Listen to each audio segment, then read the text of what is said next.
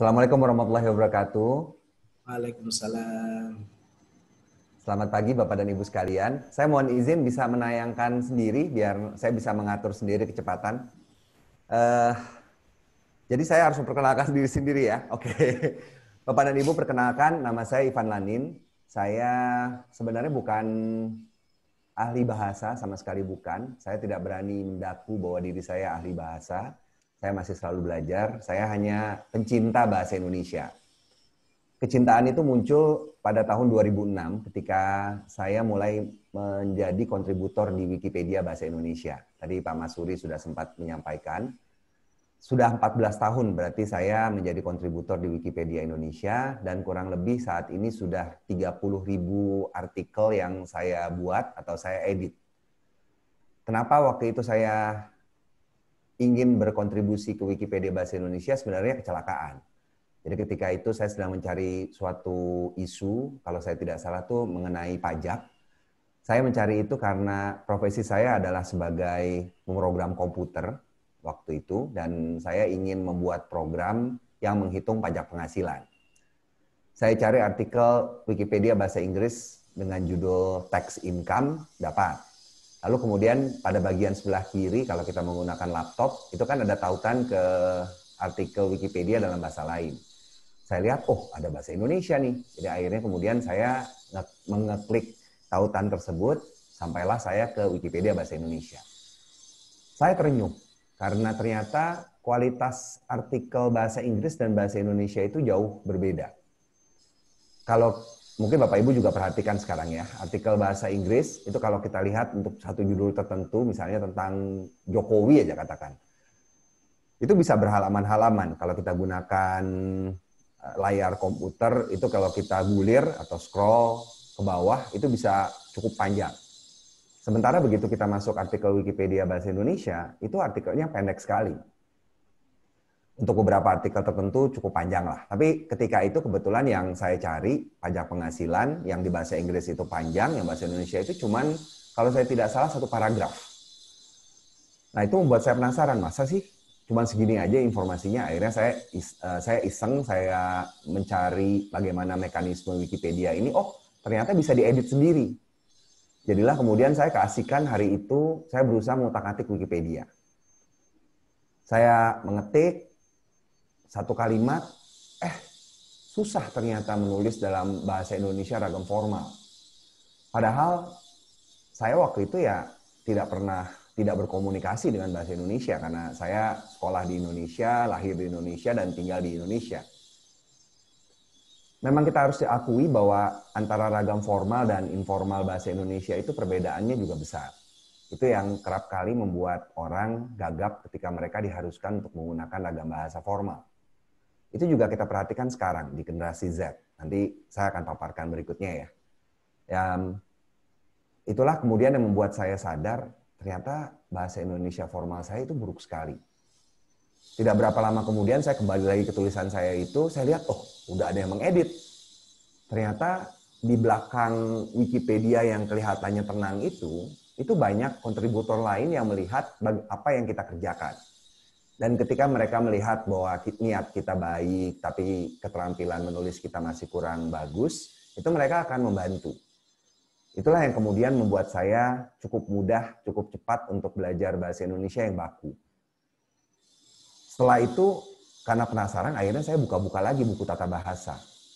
Misalnya waktu itu saya ditegur, ini bukan pakai kata tidak, tetapi harusnya pakai kata bukan.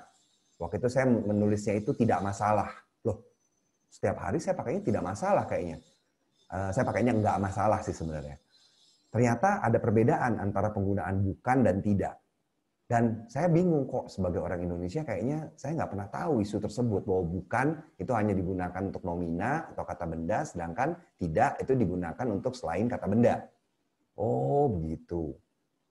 Dan banyak lagi kemudian hal-hal kecil-kecil tentang tata bahasa Indonesia yang saya belajar dari para senior saya tersebut. Salah satu juga yang dihadapi ketika saya mulai berkontribusi di Wikipedia Bahasa Indonesia adalah masalah padanan istilah. Wikipedia Indonesia sangat berusaha untuk menerjemahkan semua istilah. Nah sayangnya bukan itu kebiasaan sebagian besar orang Indonesia. Sebagian besar orang Indonesia ya begitu ada istilah asing pakai aja, nggak perlu repot-repot untuk berusaha mencari padanannya. Dan karena itulah kemudian saya belajar ilmu untuk melakukan pemadanan dan itu terasah dengan ketika saya mesti menerjemahkan artikel Wikipedia. Ada banyak sekali konsep yang berusaha dicarikan padanannya di dalam bahasa Indonesia. Untungnya karena Wikipedia itu sifatnya adalah deskriptif, ketika kita sudah mengetahui konsep suatu kata, yang mengetahui ihwal suatu konsep yang diwujudkan oleh suatu kata, itu lebih mudah untuk kita mencari padanan kata tersebut. Saya belajar lagi, kemudian bagaimana caranya membuat padanan kata, dan akhirnya itu membuat saya tidak sengaja bertemu suatu milis penerjemah, milis Bahtera namanya. Kurang lebih itu latar belakang kenapa saya yang S1-nya Teknik Kimia, S2-nya Teknologi Informasi, kemudian terseret arus, saya sebutnya terseret arus, untuk kembali mencintai bahasa Indonesia. Tahun 2009 saya dipercaya menjadi editor Google Bahasa Indonesia. Itu jabatan itu saya emban selama kurang lebih 4 tahun, sampai tahun 2013. Saya mengundurkan diri karena saya merasa sudah tidak cocok berada di lingkungan Google. Waktu awal saya masuk, Google itu sangat memberi kebebasan kepada penerjemah dan editor untuk menentukan kata apa yang dipilih untuk suatu istilah. Belakangan, mungkin karena mengikuti selera pasar, mereka memutuskan untuk tidak perlu menerjemahkan kata-kata yang menurut mereka orang-orang tuh lebih familiar dengan istilah bahasa asingnya. Misalnya contoh email. Dulu di Google Bahasa Indonesia sejak tahun 2009 itu kami sudah menerjemahkannya menjadi surel. Tetapi kemudian mereka meminta untuk membalikkan lagi menjadi email. Ya sudahlah, saya pikir daripada makan hati, akhirnya saya memilih untuk keluar. Sejak 2010, saya aktif di Twitter. Sebenarnya saya aktif di Twitter sejak 2007. Tapi pada tahun 2010, saya berpikir harus ada orang yang memberikan contoh kepada warganet bahwa bahasa Indonesia itu tidak selamanya kaku. Orang-orang selama ini berpikir bahwa bahasa Indonesia baku itu selalu kaku. Padahal tidak. Yang membuat itu menjadi kaku sebenarnya adalah keterampilan kita sendiri. Ketika seseorang menguasai bahasa dengan keterampilan yang baik, itu dia akan membuat semua bahasa itu terdengar luwes, kan? Nah, itu yang kemudian membuat saya memutuskan, oke deh, saya harus sekalian saya belajar juga. Saya juga mencoba untuk menularkan kesukaan saya kepada orang-orang lain. Tadi makanya dari moderator dikatakan, saya sudah terbiasa untuk menjawab pertanyaan-pertanyaan teman-teman di Twitter, termasuk juga dari Gen Z dan bahkan mungkin generasi Alpha. Hari ini saya akan bicara mengenai generasi Z dan keterampilan komunikasi dan keterampilan bahasa yang harus dikuasai. Sebenarnya kalau menurut saya ini bukan hanya berlaku untuk generasi Z saja, ini juga berlaku untuk semua generasi pada hakikatnya akan saya sampaikan ini. Sebelum kita mulai, mungkin kita perlu tahu dulu, tadi juga Pak Masuri sempat menyinggung ya, mengenai pembagian generasi. Memang betul, setiap negara, setiap kebudayaan tepatnya, setiap kebudayaan itu perlu mendefinisikan generasi-generasi mereka. Karena memang ada perbedaan sedikit. Saya belum tahu apakah di Indonesia sudah ada yang membuat pembatasan yang cukup tajam berdasarkan data. Tapi saya ambil salah satu contoh, ini saya ambil dari McCrindle, ini kebetulan baru tahun 2020, nanti Bapak Ibu bisa coba cari ya, McCrindle, terus kemudian Generation, gitu. Coba cari, ini bentuknya infografik, jadi mudah untuk dipahami. Kita lihat di sini, ini menurut saya sebenarnya ada cukup banyak infografik yang memberikan perbedaan. McCrindle ini kebetulan dari Australia dan saya lihat cukup mirip dengan kondisi di Indonesia. Pembahasan di dalam artikelnya yang mencantumkan infografik ini adalah kebetulan mengenai generasi Z, cukup pas.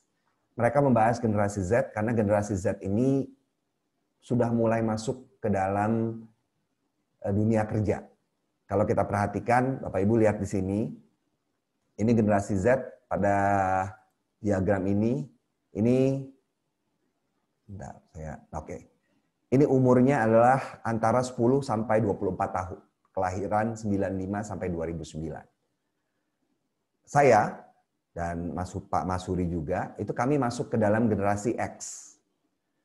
Yang di tengah-tengah ini namanya generasi Y atau generasi milenial. Jadi sekarang kalau masih banyak orang yang membahas generasi milenial, saya pikir sudah tidak lagi relevan. Sekarang yang relevan itu memang generasi Z. Jadi saya pikir tepat sekali seminar yang diadakan oleh UIN Sunan Ampel Surabaya ini, terima kasih. Memang penyikapan terhadap generasi Z ini sekarang sudah menjadi semakin mengemuka karena mereka lah yang kita perhatikan di sini mulai masuk ke dalam usia produktif. Generasi milenial tentu saja masih mendominasi, ini antara umur 25 sampai 39 tahun. Ini mungkin Bapak Ibu pengajar dari UIN atau yang hadir di ruangan ini, sebagian besar saya duga berasal dari generasi Y. Mungkin ada juga yang dari generasi X. Yang jelas teman-teman mahasiswa itu adalah masuk ke dalam generasi Z. Lalu kemudian yang mesti kita perhatikan lagi, nanti itu akan ada lagi masuk generasi Alpha. Mengenai penamaan, Bapak dan Ibu bisa cukup lihat ya polanya. Ini kan X, Y, Z, lalu kemudian karena sudah habis abjadnya, generasi berikutnya akan dinamai Alpha, Beta, Gamma, dan seterusnya. Yang mesti diperhatikan bagian yang tengah ini sih, ini hanya memberikan stereotipe ya, tidak terlalu perlu diperhatikan ketika kita berusaha menyesuaikan berbagai isu terhadap mereka. Yang mesti kita perhatikan mungkin adalah bagian yang sebelah bawah. Dari segi kepemimpinan, ini sebenarnya ada banyak lagi masalah psikologi dari setiap generasi ini yang dibahas, tetapi fokusnya mungkin dari masalah kepemimpinan. Kenapa kepemimpinan ini diperlukan? Bapak Ibu yang ada di sini mungkin sebagian besar ada yang memang hadir itu dengan tujuan agar tahu apa sih yang harus saya lakukan terhadap generasi Z ini. Apakah saya harus memberitahu mereka? Apakah saya harus mendikte? Atau apa yang harus saya lakukan? Nah, kalau kita lihat di sini, gaya generasi Z itu adalah memberdayakan atau empowering. Tidak lagi mengarahkan seperti generasi baby boomer, saya belum ketemu istilah bahasa Indonesianya, ledakan bayi, kurang pas ya. Peledak bayi, kurang pas juga. Terus kemudian generasi X itu mengordinasikan, lalu generasi Y itu memandu. Generasi Z itu berubah. Pemimpin untuk generasi Z berada di luar, biarkan mereka itu melakukan koordinasi sendiri, tapi memberikan pemberdayaan. Contoh pemberdayaan itu dengan kalau paling tidak menurut asumsi saya ya, menurut prakarsa saya, itu adalah dengan memberikan contoh. Serahkan kemudian bagaimana mereka memilih mana yang bagus. Saya sudah memberlakukan ini di perusahaan saya. Narabahasa perusahaan saya sekarang itu saya dirikan pada bulan Februari 2020. Tepat sebulan sebelum negara api pandemi menyerang Indonesia. Sebelumnya bertahun-tahun saya menjadi pemrogram komputer, lalu kemudian saya beralih menjadi konsultan manajemen. Tahun 2009 sampai 2019 itu saya berprofesi saya adalah konsultan manajemen. Pada tahun 2020 akhirnya saya memutuskan panggilan hidup saya adalah menjadi pengajar bahasa Indonesia, guru bahasa kalau gampangnya.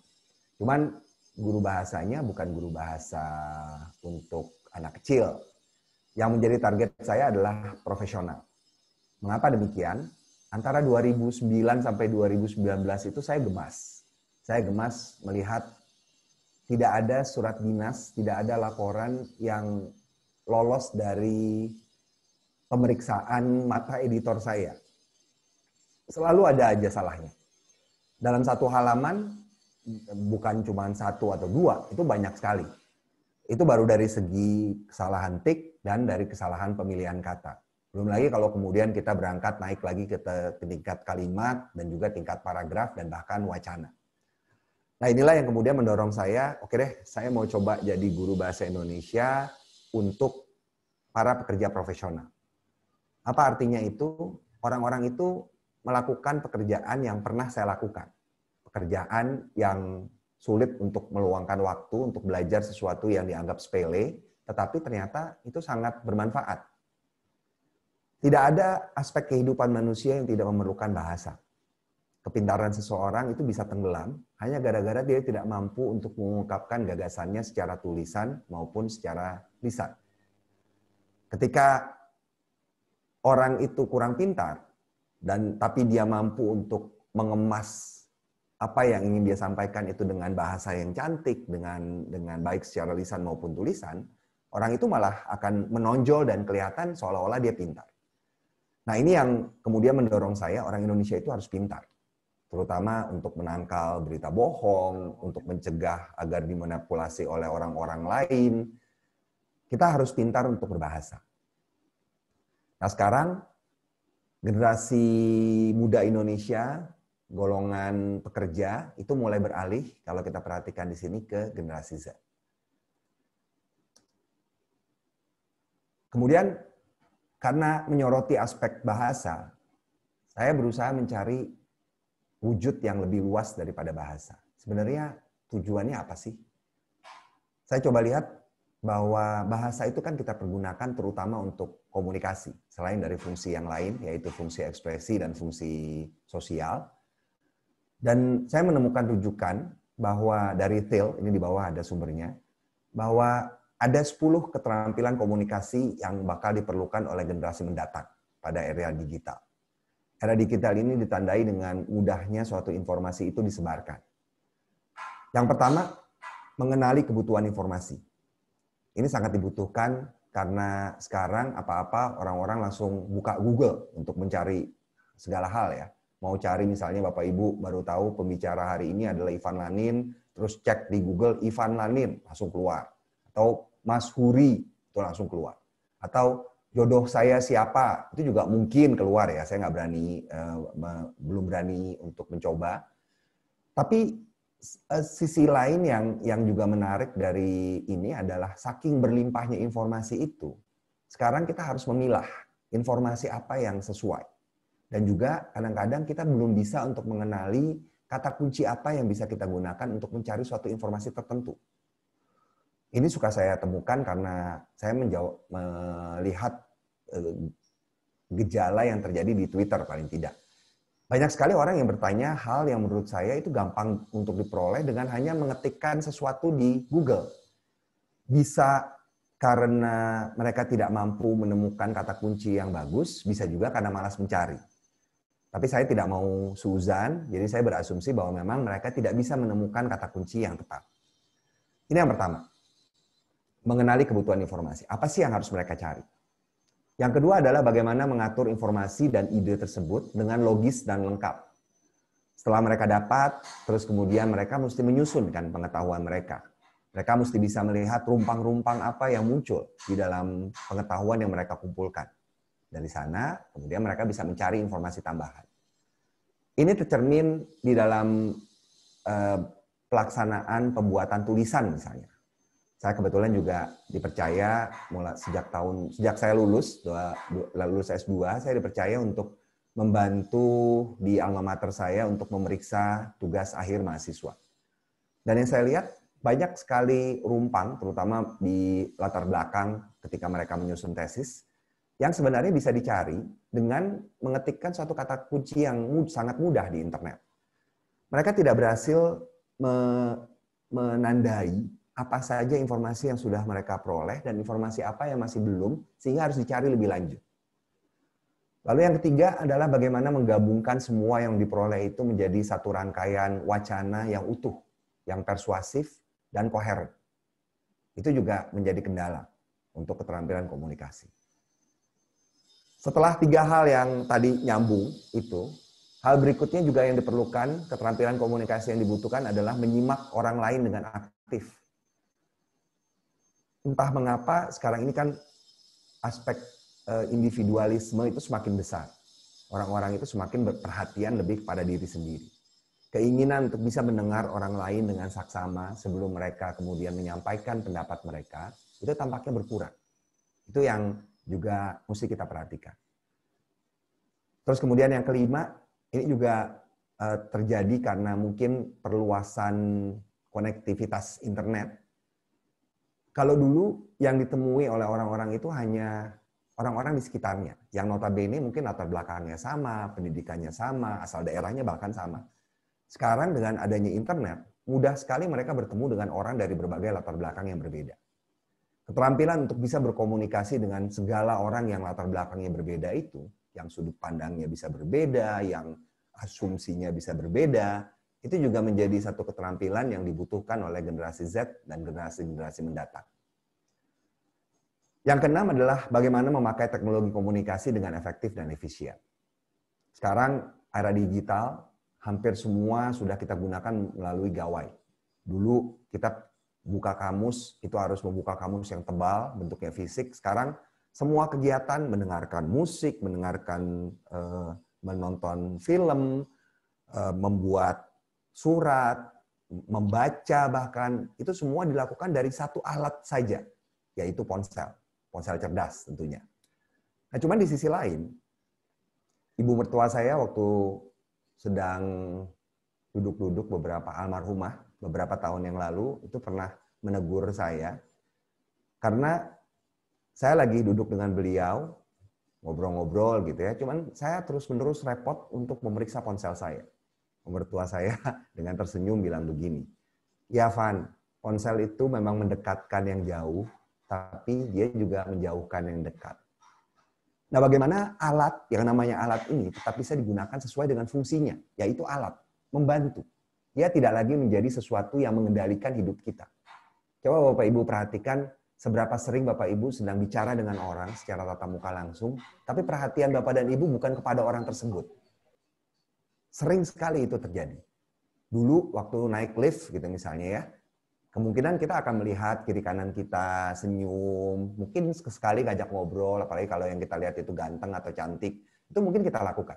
Tetapi sekarang naik lift, apa yang kita lakukan? Semuanya sibuk memeriksa ponsel. Nah, ini yang disoroti juga. Bagaimana alat tersebut itu kemudian kita gunakan sesuai dengan harkatnya, tidak mendominasi hidup kita. Yang ketujuh, menggunakan bahasa dengan baik dan benar. Nah, ini nanti akan saya uraikan. Mungkin Bapak dan Ibu memang sudah cukup paham ya, karena sebagian besar mungkin latar belakang memang sastra Indonesia. Lalu yang kedelapan adalah berkomunikasi dengan beradab dan etis. Keberadaan internet membuat orang memiliki sarana untuk menyembunyikan muka mereka. Kalau dulu kita mesti bertatap muka dengan orang secara langsung untuk bicara sesuatu. Ketika kita bertatap muka langsung, mau tidak mau, misalnya saya ngobrol dengan Pak Masuri, pasti saya akan melihat muka beliau. Saya tidak mungkin beliau mengemukakan suatu pendapat, saya tidak sangat muskil untuk saya langsung menolak atau mengkritik hal tersebut. Saya pasti akan mencoba untuk mencari jalan tengah, saya menyampaikannya dengan cara yang lebih santai atau lebih baik. Kalau sekarang kalau kita lihat, apa yang terjadi di Twitter, di internet secara umum, itu orang-orang itu tidak pernah berpikir ketika mereka menyampaikan pendapat. Karena mereka tidak melihat muka orang tersebut. Nah, jadi keterampilan berkomunikasi dengan beradab dan etis ini sangat diperlukan. Yang kesembilan, mengelola waktu dan sumber daya dengan bijak. Tadi Pak Masuri juga sudah sempat sampaikan bahwa tantangan terbesar yang dihadapi oleh anak-anak generasi mendatang itu adalah kesibukan mereka semakin banyak. Hal-hal yang mengganggu perhatian itu semakin banyak. Jadi bagaimana mereka bisa mengelola waktu dan sumber daya mereka untuk mengurusi berbagai hal tersebut dengan serempak. Itu yang diperlukan. Yang terakhir, ini mungkin relevan dengan semakin mudahnya berita bohong atau hoaks menyerang. Generasi mendatang itu juga harus memiliki keterampilan untuk bisa berpikir kritis, untuk mengevaluasi informasi yang mereka dapatkan dan menyimpulkan dari sana. Jadi tidak hanya baca sepotong-sepotong, itu yang banyak terjadi sekarang ya. Baca sepotong-sepotong, lalu kemudian kalau istilah anak sekarang itu ngegas, langsung menyerang. Padahal kalau mereka baca dengan saksama apa yang ditulis, lalu kemudian mereka mungkin melakukan rujuk silang, respons langsung itu tidak akan terjadi. Nah, 10 keterampilan komunikasi ini yang menurut saya, kalau Bapak dan Ibu mungkin berperan sebagai pendidik, ini perlu sangat disampaikan kepada anak-anak kita. Saya kebetulan juga punya anak saya SMA kelas 1 sekarang, dan saya berusaha untuk melakukan itu.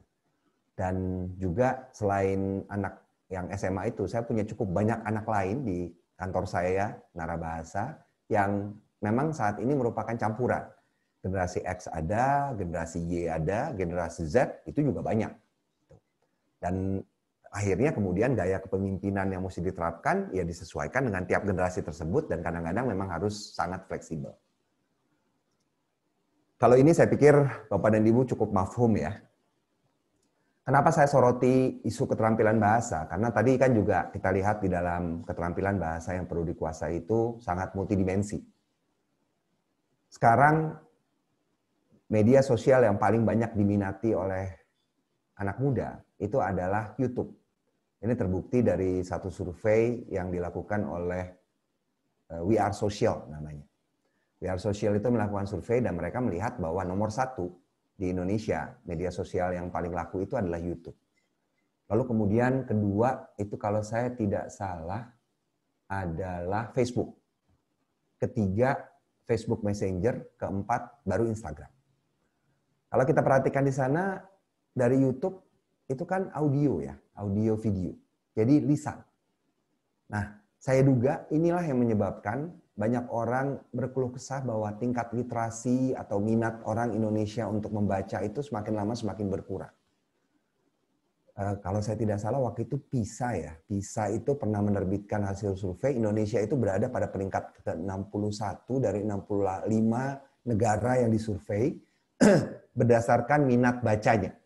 Jadi minat baca kita memang rendah. Kalau saya perhatikan sebenarnya ini tidak menghalangi minat untuk membeli bacaan loh. Karena pameran-pameran buku di Indonesia sebelum pandemi menyerang itu masih sangat laku. Ada pameran yang namanya Big Bad Wolf, itu selalu diserbu oleh pengunjung. Bahkan walaupun mereka itu bukanya sampai malam, itu banyak orang yang datangnya itu justru tengah malam. Apa yang terjadi? Konsumtif. Kita sangat tertarik untuk membeli buku, tapi begitu dibeli buku tersebut, jangankan dibaca, dibuka dari sampulnya pun tidak. Itu disebutnya sundoku kalau dalam bahasa Jepang. Penimbun buku. Tapi di sisi lain yang mesti kita amati juga, bagaimana kan tadi dibilang bahwa kita lihat bahwa gaya kepemimpinan untuk generasi Z ini tidak boleh mengatur. Yang dilakukan adalah memberi contoh. Yang kita lakukan adalah memberikan analogi, memberikan semangat. Kalau saya perhatikan, memang misal saya ambil contoh anak saya deh. Dulu saya belajar pemrograman komputer melalui membaca buku. Saya pernah memergoki dia sedang melihat YouTube, waktu saya tanya, lagi ngapain? Jawabannya, saya lagi belajar pemrograman komputer. Hah, saya bingung. Tidak terbayang oleh saya bagaimana orang bisa belajar pemrograman komputer yang sangat teks. Itu melalui video. Tapi ternyata itu bisa. Tapi dampak yang buruknya, kalau menurut saya adalah, ya tadi, minat baca itu menurun. Padahal, membaca itu kalau menurut saya adalah satu-satunya kunci untuk bisa memperkaya kosakata dan juga memperluas pembuatan kalimat. Ini yang tetap menyebabkan minat baca ini tetap harus didorong agar kosakata dan pengetahuan generasi Z terhadap struktur kalimat yang bagus itu masih bisa terus diasah. Lalu juga salah satu lagi yang perlu ditekankan, saya pikir bukan hanya untuk generasi Z, ini juga untuk semua generasi, adalah bahwa di dalam komunikasi bukan hanya verbal, kata, dalam bahasa Latin verbal atau verbum itu artinya kata, bukan hanya kata yang berpengaruh terhadap penyampaian pesan. Ada aspek nonverbal yang juga sangat diperhatikan oleh orang. Ini yang menyebabkan sampai kapanpun rapat tatap muka itu tidak akan bisa digantikan oleh rapat virtual. Secara logis, kalau kita perhitungkan berbagai faktor, dari segi kemudahan tatap muka virtual itu lebih enak, lebih gampang. Dari segi biaya lebih murah. Dari segi logistik lebih sederhana.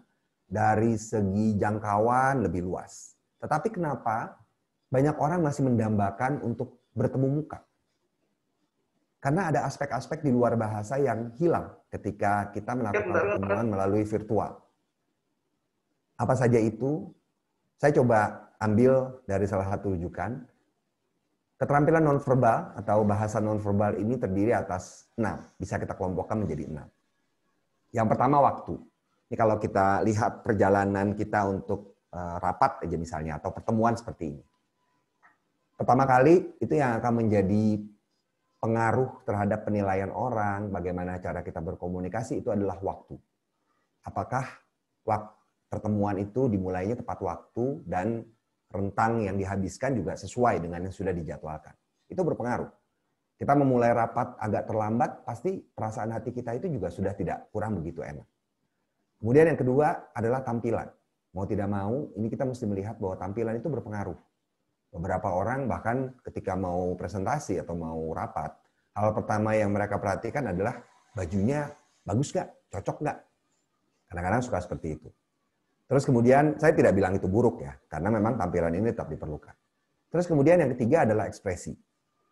Kalau kita melihat orang ngomong dengan muka yang datar, tanpa senyum sedikit pun, itu kan juga kita melihatnya tidak ada seni sama sekali kan.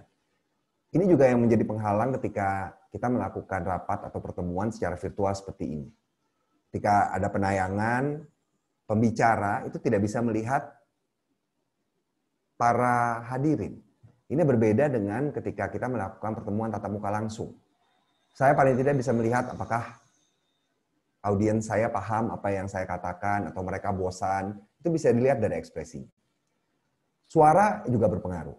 Kalau Bapak dan Ibu mendengar orang yang berceramah atau menyampaikan makalah atau presentasi dengan suara yang datar seperti ini kan lama-lama bosan juga kan. Nah, itu juga berpengaruh. Lalu berikutnya postur dan gestur. Dan yang terakhir adalah sentuhan. Sentuhan ini bukan dalam arti yang sentuhan seperti apa ya. Paling tidak waktu bertemu tatap muka itu biasanya kan yang kita lakukan adalah bersalaman. Itu saja sudah menunjukkan suatu kontak yang bisa mempererat silaturahmi.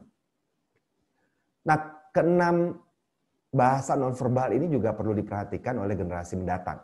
Jadi kadang-kadang ya kalau saya perhatikan, saya ambil contoh misalnya anak saya aja, atau misalnya saya ambil contoh dari para staf di kantor saya, itu generasi Z itu cenderung untuk lebih ekspresif.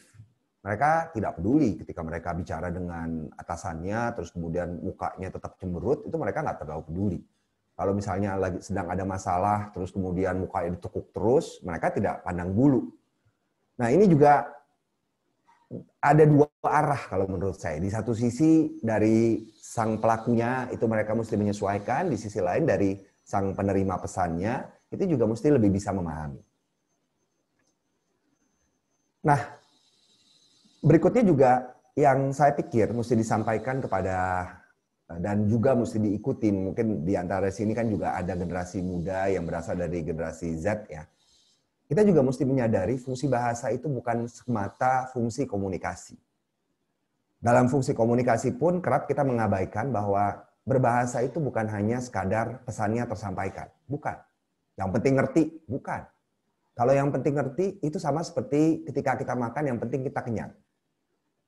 Kita bisa saja makan gorengan 10, kita bisa saja makan Indomie rebus, tetapi kenikmatan dan kecukupan yang kita peroleh ketika kita makan makanan yang saya sebut dalam tanda petik kurang baik tersebut, dengan dibandingkan kita makan dengan tertib, itu kan berbeda. Aromanya, kecukupannya, kepuasannya, itu akan berbeda. Demikian juga dengan penyampaian pesan.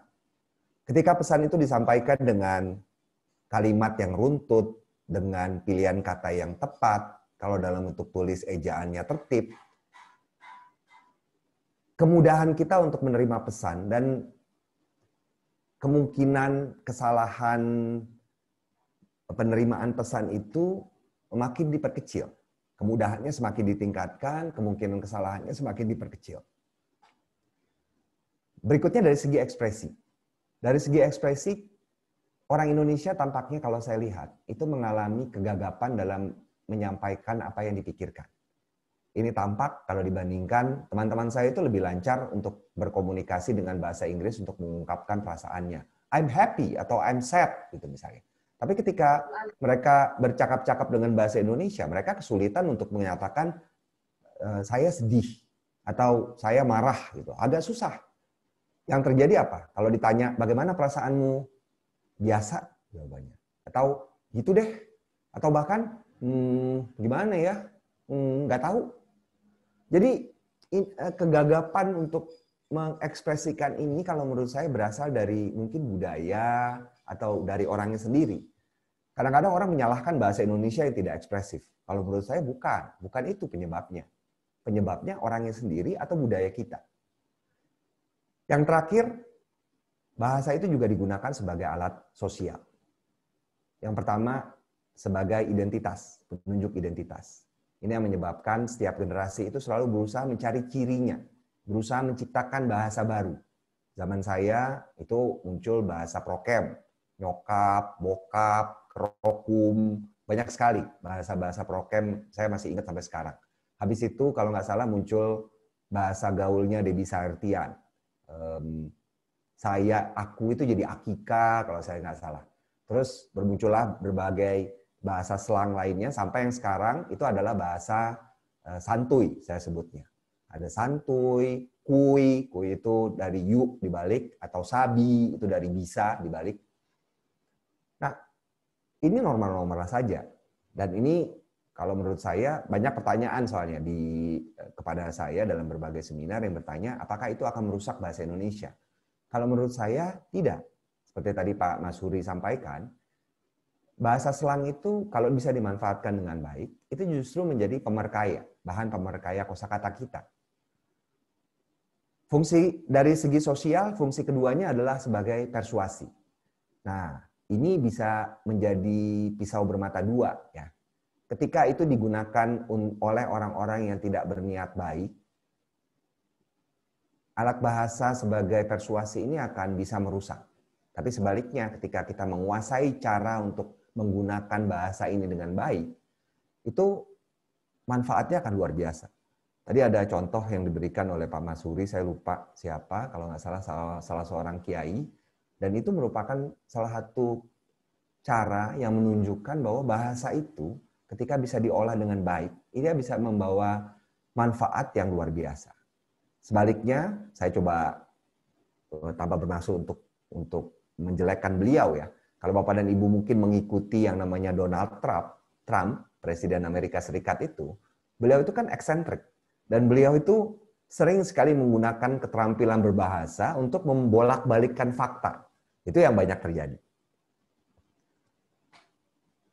Nah, setelah tadi kita melihat kenyataan-kenyataan yang saya paparkan, hal berikutnya yang kita perlu perhatikan adalah bagaimana caranya menyampaikan konsep baik dan benar yang sering digaungkan selama ini kepada generasi Z dan juga untuk dipahami oleh generasi Z. Konteks bahasa, kaidah bahasa mungkin mudah untuk dipahami orang karena kalau menurut saya Badan Bahasa sudah cukup berhasil untuk mendidik orang-orang agar sangat taat bahkan cenderung militan terhadap bahasa Indonesia yang baik, yang benar. Ada 3 kaidah bahasa Indonesia kalau mengikuti Undang-Undang 24 tahun 2009 dan Perpres 63 tahun 2019 itu adalah tata bahasa, ejaan, dan peristilahan. Lantas, di mana letak KBBI? Selama ini kan banyak orang yang kalau di Twitter atau di media sosial itu mengkritik orang lain dengan menyampaikan, oh ini nggak sesuai dengan KBBI. Ternyata di dalam peraturan perundang-undangan itu KBBI itu tidak disebutkan Bapak Ibu. KBBI itu menghimpun kosakata baku yang ada di masyarakat. Mengapa itu perlu dilakukan? Kita perlu suatu bahasa standar yang bisa menyatukan orang-orang yang berasal dari 718 bahasa daerah yang ada di Indonesia agar bisa menggunakan ejaan yang sama ketika mereka berkomunikasi satu dengan yang lainnya. Tiap suku bangsa di Indonesia memiliki kesukaan masing-masing dan itu akan sulit untuk kita cegah. Orang Jawa misalnya itu lebih nyaman untuk menggunakan bunyi meletup. Lebih suka bilang lembab daripada bilang lembab. Lebih suka bilang jomblo pakai B di setengahnya daripada jomblo tanpa B. Sementara kalau kita perhatikan orang Melayu yang menjadi sumbernya bahasa Indonesia itu lebih menyukai bentuk yang tidak meletup. Ini yang menyebabkan kemudian mesti ada bentuk pembakuan, bahwa yang baku itu lembab pakai P, bukan lembab. Itulah yang kemudian direkam oleh KBBI. Nah, yang menjadi perhatian saya justru yang bagian sebelah kiri, yaitu konteks. Konteks ini sering dimaknai dengan salah. Banyak orang, saya salah satunya, pada tahun 2006 itu ketika saya mulai menggunakan, belajar lagi bahasa Indonesia, saya sampai pada kondisi yang sangat militan. Ketika bicara dengan istri saya pulang ke rumah gitu ya, baru belajar nih bahasa Indonesia lagi, baru buka-buka buku. Sampai di rumah, saya menyapa istri saya, "Selamat sore, apa kabar kamu hari ini? Apa saja yang kamu lakukan?" Istri saya melihat saya dengan aneh dan dia bilang, "Kamu kenapa ya?" Jadi memang bahasa yang baku itu yang sesuai dengan kaidah itu tidak bisa kita terapkan pada semua kondisi. Itu yang menyebabkan juga orang yang berbicara baku setiap saat mungkin tidak bisa diterima dengan baik oleh teman-temannya. Orang-orang yang mengikuti saya di Twitter mungkin sering berpikir suzan kepada saya, "Aduh, ini udah Ivan ini nggak asik banget nih. Dia pasti perusak pesta, party pooper kalau bahasa Inggrisnya." Enggak kok, saya kalau bertemu dengan teman-teman saya insya Allah tetap asik. Saya tetap memanggil dia bro, mana lu hari ini? Saya tetap seperti itu. Itulah yang dimaksud dengan konteks. Nah sekarang celakanya justru kebalikan. Jadi orang itu bukan seperti contoh yang saya bilang tadi ya, terus-menerus berbahasa baku, terus tidak bisa menggunakan bahasa yang non-resmi. Sekarang itu sebaliknya. Anak-anak muda, generasi Z, generasi Alpha, itu terbiasa dengan susunan kalimat, dengan pilihan kata yang tidak baku, sehingga ketika mereka harus menggunakan itu di dalam konteks yang resmi, mereka akan kesulitan. Ada beberapa contoh yang membuat saya mengambil simpulan tersebut. Yang pertama, kalau saya pergi ke restoran, itu saya sering sekali bertemu dengan pelayan yang bilang, "Bapak silakan lihat menunya, nanti kalau sudah selesai silakan panggil aku." Saya dalam hati heran sekali. Hah, akrab banget dia manggil diri sendiri aku. Lalu bukan anak saya, tepatnya anak teman saya cerita kepada saya, anaknya dia itu dari kecil bersekolah di sekolah internasional. Karenanya terbiasa menggunakan bahasa asing untuk bercakap-cakap. Itu yang menyebabkan anak tersebut kemudian menyapa eyangnya seperti ini. "Eyang, kamu masak apa hari ini?" Dia menggunakan kata kamu untuk menyapa eyangnya. Mungkin karena dia terbiasa untuk menggunakan kata you. Sedangkan di dalam bahasa Inggris, you itu memang bisa digunakan untuk orang yang lebih tua, orang yang sederajat atau lebih rendah. Nah, jadi ini yang menurut saya perlu diajarkan dan perlu dipahami juga bahwa kita itu mesti bisa berbahasa dengan sesuai konteks. Ini cukup sesuai dengan tadi yang dikatakan oleh Phil, tadi 10 keterampilan bahasa itu, yaitu bisa berkomunikasi dengan orang dari berbagai latar yang berbeda. Nah itu juga yang perlu dipahami, terutama ketika generasi Z ini meninggalkan kampus, lalu kemudian masuk ke dunia kerja. Sekarang pun ketika belum masuk dunia kerja, kita sudah melihat kegagapan ini terjadi. Banyak kampus yang mau tidak mau mesti menerbitkan pedoman atau cara untuk berkomunikasi dengan dosen pembimbing. Suka kita lihat kan, inilah 10 langkah untuk berkomunikasi dengan dosen pembimbing. Nomor 7 akan membuat Anda terkejut. Enggak, itu contoh tulisan berita di media sosial yang merupakan umpan klik atau clickbait. Nah, ini menurut saya yang juga perlu diinformasikan. Bukan berarti bahwa mereka harus terus-menerus berkomunikasi secara resmi atau yang mereka sebut dengan kaku tadi, tetapi apapun yang tidak dilatih, itu pasti akan sulit untuk kemudian kita terpaksa melakukan. Kalau ada rencana tanggap darurat, misalnya ada kebakaran aja kita mesti melakukan latihan kebakaran kan, kalau enggak kita pasti gugup ketika itu benar-benar terjadi. Ini juga satu yang bahan belajar saya ketika saya mulai memberikan pelatihan bahasa Indonesia kepada para pekerja profesional. Saya melihat ada kebingungan dalam menggunakan bahasa. Misalnya katakan seorang lulusan sastra Indonesia, Ya, ini kebetulan Prodi Sastra Indonesia ya. Seorang lulusan Prodi Sastra Indonesia diterima sebagai pegawai suatu kementerian tertentu, katakan. Dia berangkat, diajar paling banyak itu mungkin adalah laras bahasa sastra. Kemudian dia masuk, yang dia lakukan setiap hari, yang pertama kali diminta dari orang tersebut adalah membuat tulisan-tulisan surat-surat dinas. Dia mesti belajar caranya untuk menggunakan laras bahasa bisnis. Lalu kemudian karena dia tetap mengikuti, dia baru lulus dan ilmunya masih cukup banyak, dia diminta untuk membuat makalah untuk suatu jurnal. Dia mesti menggunakan laras bahasa ilmiah. Lalu dia diikutkan ke dalam satu tim untuk menyusun peraturan perundang-undangan. Dia mesti belajar laras bahasa hukum. Apakah ketiga laras bahasa yang dipakai dalam tiga hal ini sama? Wow, beda banget. Beda sekali. Saya berani berkata begini karena saya 10 tahun menjadi konsultan. Saya sudah mengalami ketiga hal ini dan memang sangat berbeda. Terus kemudian sang naas ini, si dia ini, kemudian juga diminta untuk tolong dong, kita punya situs web, bikinkan artikel di sana, siaran pers deh. Dia mesti belajar laras bahasa jurnalistik yang menggunakan bahasa yang dipahami oleh orang awam. Itu juga sesuatu yang dia mesti pelajari kan, dan berbeda pula. Ditambah pula, dia sudah bikin tulisan ilmiah, coba tulisan ilmiah kamu dibikin menjadi tulisan ilmiah populer dan dimasukkan ke situs web. Tambah lagi kerjaannya. Itu juga laras bahasa jurnalistik. Kemudian dia dimutasi, kamu jadi administrator admin situs web ya. Dia mesti belajar laras bahasa kreatif. Ini sering disebut sebagai copywriter atau penulis suara. Cara menulis di status atau takarir di media sosial itu berbeda dengan bahkan cara menulis tulisan jurnalistik. Berbeda sekali. Mesti menggoda, mesti komunikatif, mesti bermacam-macam.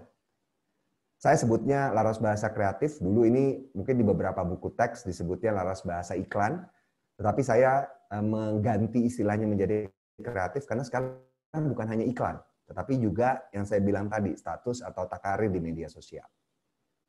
Jadi memang tantangannya semakin besar, karena sekarang ini orang dituntut untuk makin serba bisa, dan pada akhirnya ya dia mesti menguasai berbagai laras bahasa ini. PR saya jadi banyak kan, ini saya bercermin pada diri sendiri saja lah, biar tidak terlalu teoretis. Kemudian bagaimana caranya saya bisa melatih orang-orang dari berbagai profesi ini, dengan suatu kerangka yang cukup holistik, cukup generik. Akhirnya saya buatlah rumus ini. Mungkin kalau orang-orang yang belajar linguistik pasti akan merasa bahwa ini kurang lengkap. Fonologinya mana Pak? Gitu kan. Semantiknya mana? Untuk pragmatiknya mana? Saya mohon maaf, ini adalah tataran praktis. Makanya saya tidak berani menyebut tataran bahasa ya. Ini tataran praktis.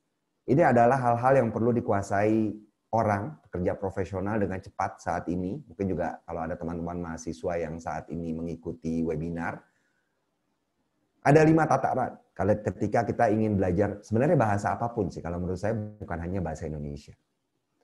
Berangkatnya dari mana? Dari atas, dari tengah, atau dari bawah? Kalau dari saya, dan ini juga yang saya praktikkan, kita berangkat dari 2 hal. Ini nomor 1, dan kalau mau untuk bentuk tulisan, ini nomor 2. Kenapa demikian? Wacana kan adalah satu gagasan utuh yang dituangkan dalam bentuk tulisan atau lisan. Pada penuangan wacana, banyak orang Indonesia yang gagap untuk melakukannya. Terutama ketika menuangkan itu dalam bentuk tulisan. Kita bisa saja lancar untuk berbicara. Tetapi begitu diminta untuk menulis, katakan misalnya baru ditugasi untuk membuat surat, gitu misalnya. Dalam waktu 2 jam, itu kertas di depan kita masih tetap kosong. Mengapa demikian? Bukan seperti novelis kenamaan yang mengidap penyakit hambatan penulis ya, atau writer's block. Bukan. Itu karena kemungkinan besar kita tidak mampu untuk menuangkan apa yang ada di dalam otak kita dalam bentuk tulisan. Makanya yang paling penting kalau menurut saya justru mulai dari sini dulu, wacana. Kalau anak generasi Z, anak saya misalnya gitu, saya larang-larang dia untuk, kamu kalau nulis itu yang rapi dulu. Kayak kemarin dia mendapat tugas untuk membuat makalah tentang sejarah hidup seorang tokoh yang dia kagumi. Itu yang dia lakukan adalah dia cerita kepada saya, terus kemudian apa yang dia ucapkan itu direkam. Setelah itu, yang dia lakukan adalah dia mendengarkan rekaman dan dia mengetik apa yang dia ucapkan itu. Itu cara tergampang untuk kita mulai menulis apapun. Rekamlah suara kita, dengarkan, dan itu akan membantu kita untuk menuangkan. Karena orang biasanya lebih mudah untuk berbicara, terutama dengan orang-orang yang dia dekat, daripada untuk menulis. Jadi mulainya dari sana. Loh, ya ini karena saya lagi-lagi orang praktis ya. Memang perlu kalimat itu diperhatikan, paragraf diperhatikan, pilihan kata diperhatikan. Tetapi ketika menuangkan gagasan saja tidak bisa dan ditakut-takuti, itu sampai kapanpun orang nggak akan berhasil untuk menulis dengan baik. Setelah wacana, tataran berikutnya yang saya anjurkan adalah tataran ejaan. Kenapa? Karena biasanya nanti kan waktu orang itu sudah bisa mengungkapkan gagasannya, langkah berikutnya adalah menyuntik, mengedit apa yang dia sampaikan. Kadang-kadang untuk itu dia butuh bantuan orang lain. Dari pengalaman saya sebagai editor, kalau membaca tulisan yang saltiknya banyak, itu belum apa-apa sudah malas lebih dahulu. Jadi perbaiki ejaan. Baru kemudian secara runtut, mulai dari atas. Dari paragraf, dirapikan, dibagi-baginya bagus, kalimatnya diefektifkan, pilihan katanya itu semakin dibuat menjadi tepat dan menjadi serasi. Nah ini tataran praktis ini yang menurut saya dan juga selama ini itu saya coba terapkan ketika saya mengajar pengetahuan bahasa praktis kepada misalnya auditor atau wartawan dan orang-orang yang memerlukan hal-hal spesifik bagi mereka.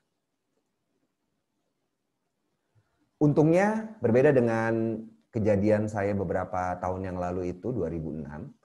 Saat ini hampir semua rujukan bahasa sudah tersedia di internet.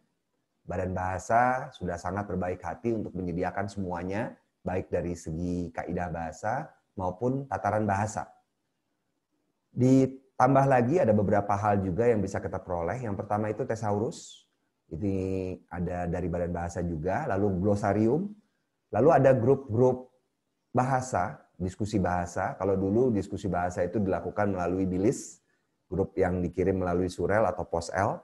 Tapi sekarang karena zamannya sudah berbeda, orang-orang itu berkomunikasi lewat media perpesanan seperti WhatsApp, Telegram. Nah sayangnya WhatsApp itu jumlah anggota grupnya terbatas. Kalau saya tidak salah hanya 250 atau 260 orang gitu yang bisa. Nah akhirnya saya membuat grup ini Telegram karena jumlahnya bisa sampai puluhan ribu.